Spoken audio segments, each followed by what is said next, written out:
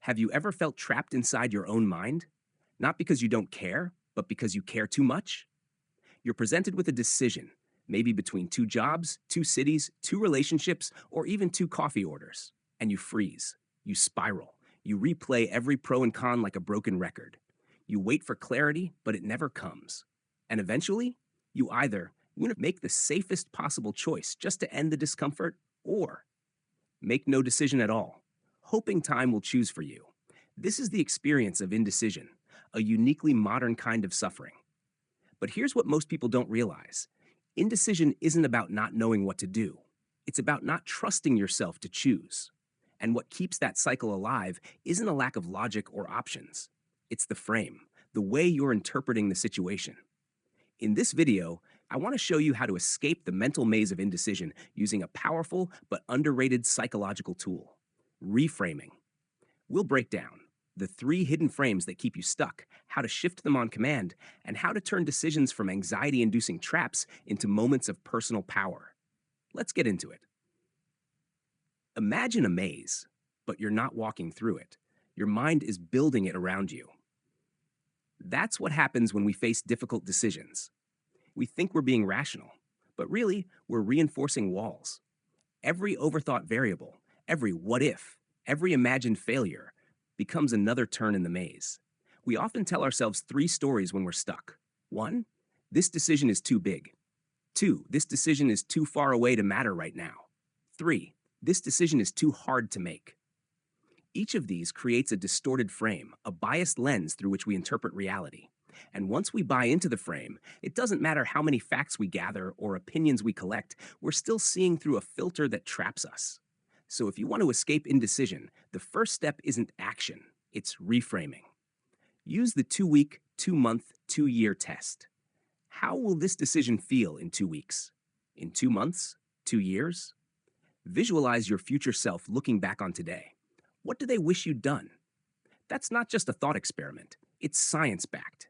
Studies using age progression, VR, and even simple journaling show that when people emotionally connect to their future selves, they save more money, take better care of their health, and make wiser decisions. Doing this exercise gives you more control over your future, and the right path becomes clearer.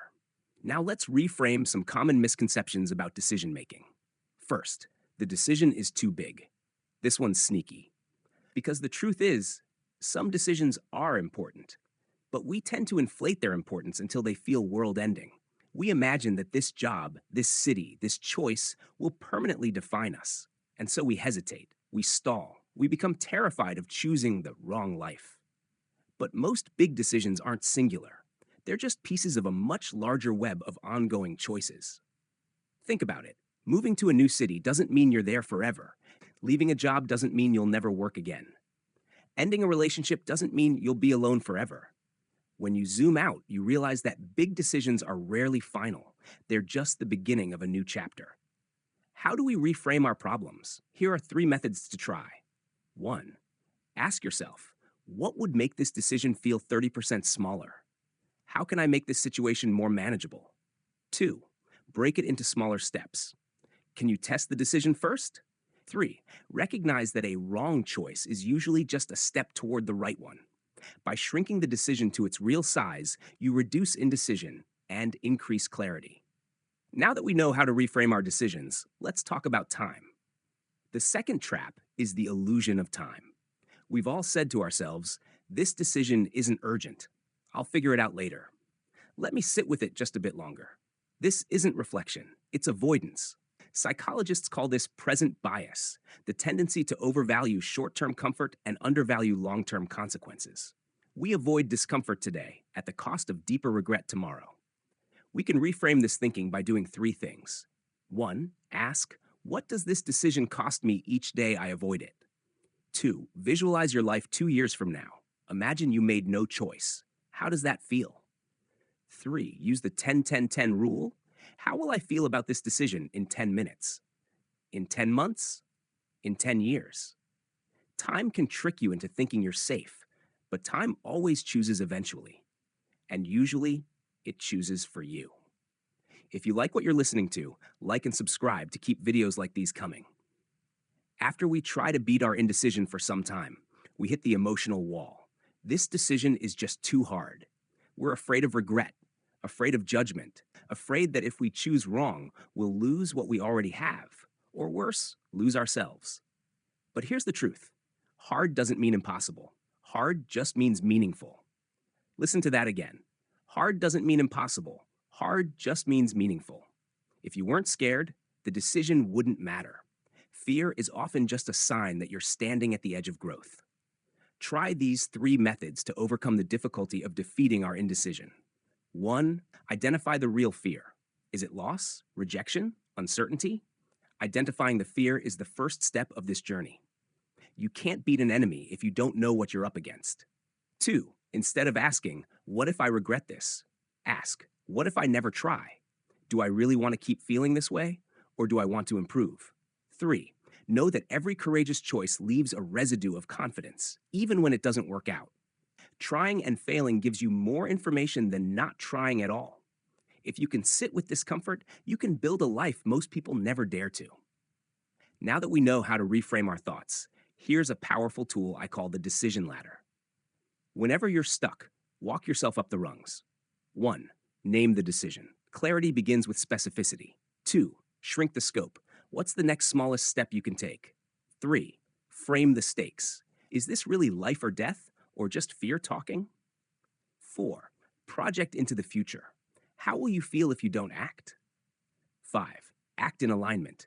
Choose what matches who you want to become. These 5 steps are the keys to building a stronger mind and creating the life you want to live. Climb the ladder. Don't stay at the bottom looking up. If you like what you're hearing, like and subscribe to keep content like this coming.